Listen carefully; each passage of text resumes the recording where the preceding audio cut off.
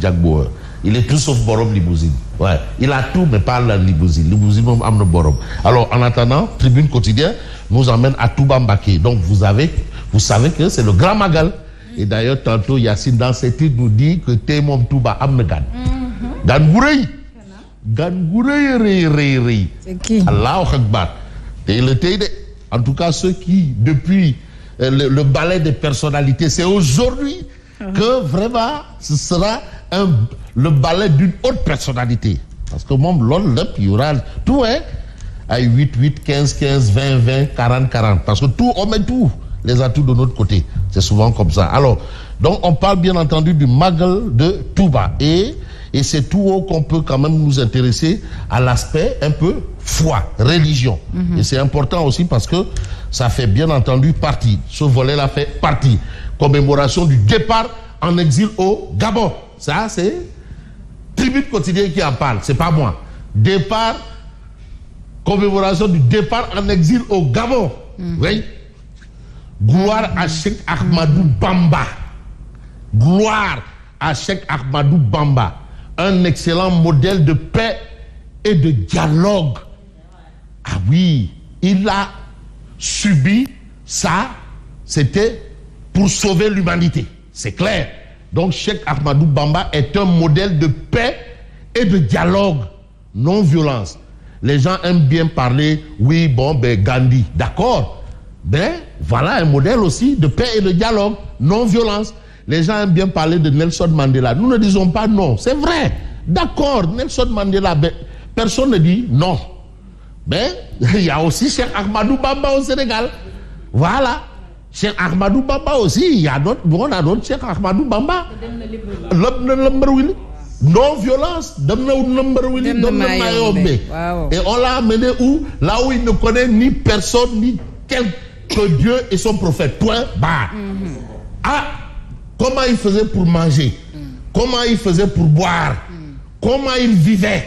Parce que ça aussi, c'est des questions, on devrait se les poser. On t'emmène dans un endroit où tu ne connais personne. Tu ne parles pas la même langue que ceux qui sont là-bas. Rien, et absolument rien. Ah oui, là-bas, tu as des animistes. Et toi, tu viens avec l'islam, tu es là. Et c'est pour cela.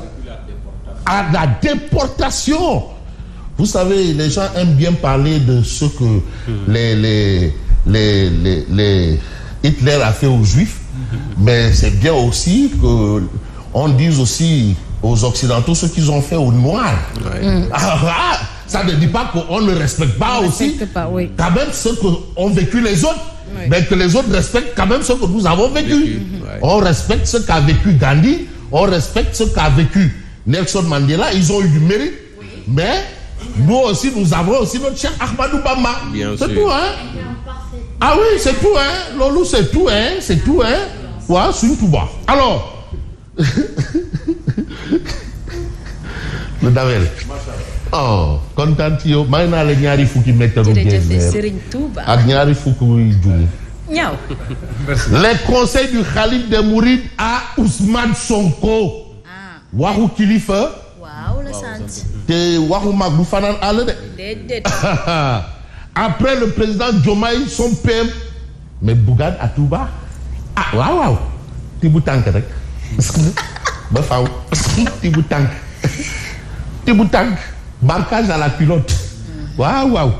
Pour renouveler son attachement aux valeurs de paix, de solidarité et d'unité portées par le Magal. Parce que vraiment, pas d'attaque, pas de contre-attaque, ni rien. Parce que c'est le temps de Sunu Touba. C'est le temps de la foi. Donc, Borom Tiboutank et des Tchoki, il range tout pour la paix. Il n'a même dit pas de souillure. Aïe, aïe. Lors de Seigne Touba, on laisse tout. Ouais, parce que talibé, règle me donne. Waouh.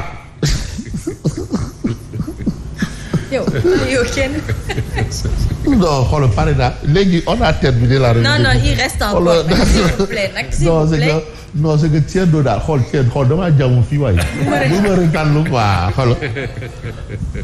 Barthélémy Diaz reçu par plusieurs autres figures religieuses. En tout cas, voilà un peu l'actualité autour du Magal. Mais l'actualité autour du Magal, c'est vrai, c'est les inondations. Parce qu'on aussi, on ne peut pas quand même fermer les yeux. Non, mais vous avez la situation de l'ONAS. Et aujourd'hui, on se rend compte que finalement, la conférence de presse pétard mouillé là, du ministère, la conférence de presse, vraiment, c'était du Yobente Galgal ou Boulam, malheureusement, parce que le problème demeure et reste. Alors, Cheikh bien contre Cheikh Tidiane Dièye, une affaire qui discrédite le régime d'Obaï. Ça, c'est tribune. Des accusations qui poussent la République dans les égouts. Aïe, aïe. Thierno Alassane Sall active le procureur. Non, il faut que ce soit clair. Qui est fou? Personne ah, waouh. Alors, on a aussi le CEDEPS qui est fou. Ouais. Situation fiscale des entreprises de presse. Le CEDEPS corrige le ministre Alioune Sall et dénonce une opération de manipulation et de diabolisation. Les mots ont été choisis, je ne sais pas pourquoi. Je ne suis pas patron de presse, je n'étais pas à cette conférence de presse. Non plus. Je n'ai que le rendu de ceux qui y étaient. On parle bien de manipulation et de diabolisation. Alors, on ne va pas peut-être, nous allons nous démêler comme de beaux diables, histoire d'évoquer un peu l'actualité avec le quotidien. Parce qu'à l'heure actuelle, on est toujours dans le sillage des 100 jours. Rien à voir avec la guerre des 6 jours. Là, maintenant, on rentre dans l'histoire. Alors, il ne faut jamais chercher histoire là où il n'y a pas géographie. C'est clair. Jamais. Proverbe ivoirien. Hein? Après 100 jours de pouvoir, foyer de tension. Donc, le quotidien énumère les foyers de tension.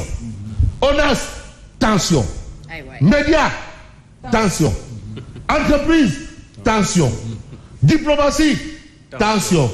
Tchak-tchak, tension. Ambulant, tension.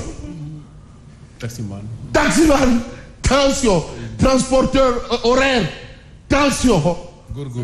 Gorgorou, tension. Contractuel, tension. Port autonome, tension. La pluie, tension. Les poches, tension. Donc il faut faire attention. Il faut faire attention avec trop de tension. Parce que Garabou, tension, de faire serre.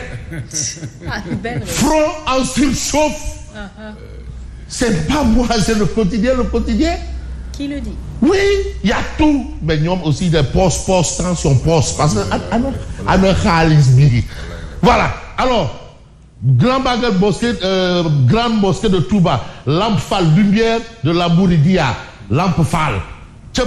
Bon, on va peut-être voir un peu l'actualité aussi avec ce qu'on peut retenir, de ce qu'on peut retenir et de ce qu'on peut retenir en retenant, bien entendu, le source A. Mais dans les zones stratégiques pour empêcher les départs massifs de migrants, Barça ou le Barça, lors des événements religieux comme le Magal, l'armée déployée. Mais après sa sortie sur les dettes fiscales des médias et l'aide à la presse, voilà Indessan. Le ministre de la Com découpé.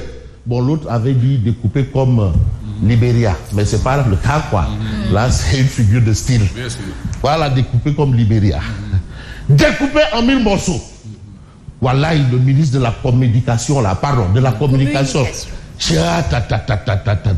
Oui, vraiment, il y a de quoi avoir même mal à la tête.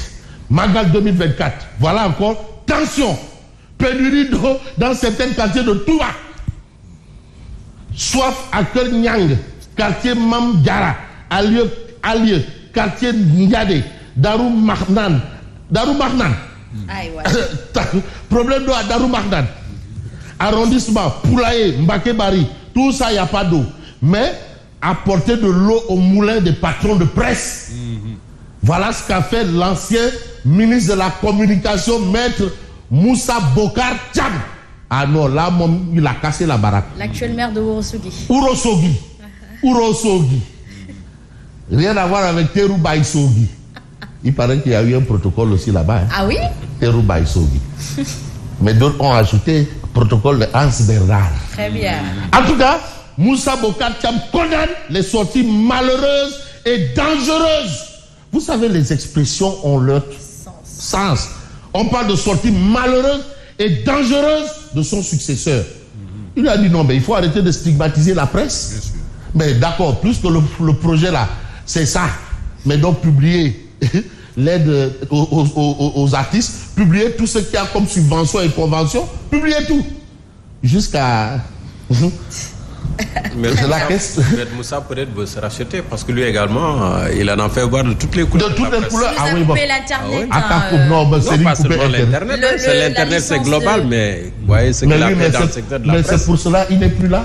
Oui. Bon, celui qui est là, il ne peut pas faire maintenant moins sa que lui. sortie là, c'est une manière de se racheter peut-être. Ouais, mais il n'est plus là. Lui-même, on l'a censuré avec le régime, on l'a balayé.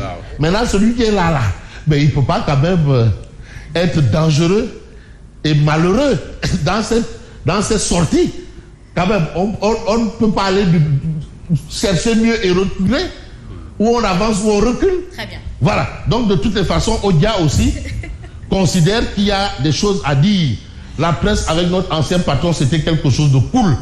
Donc, vous avez ici, non à la manip du nouveau régime. Vous avez ici tout ce qui a à voir opposition.